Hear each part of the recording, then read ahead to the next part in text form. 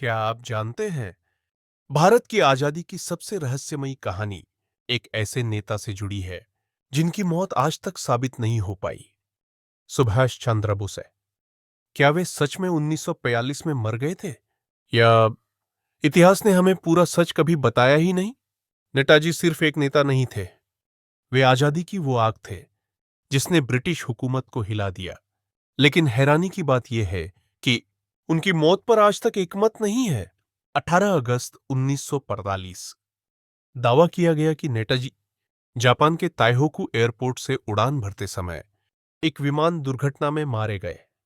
कहा गया plane crash हुआ, आग लगी और बोस की मौत हो गई।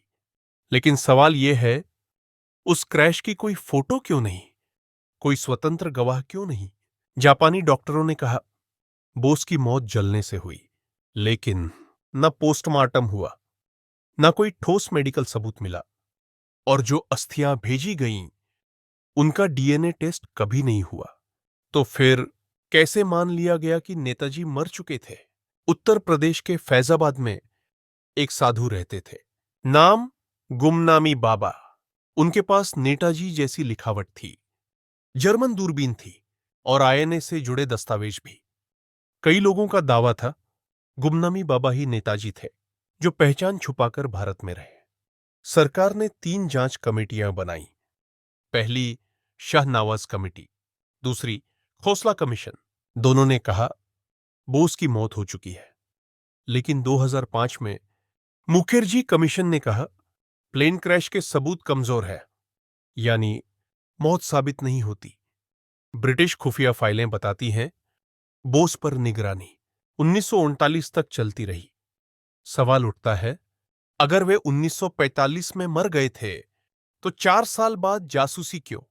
रूस से जुड़ी रिपोर्ट्स रहस्य को और गहरा करती है। क्या नेताजी जीवित थे? क्या वे भारत लौटना चाहते थे, या हालात ऐसे थे कि उन्हें चुप रहना पड़ा? शायद ये सवाल इतिहास कभी साफ न कर पाए। नेताजी की कहानी सिर्फ एक व्यक्ति की नहीं थी, वो आजादी के उस जज्बे की कहानी थी जिसे कोई खत्म नहीं कर सका। बोस एक नाम नहीं, एक विचार थे।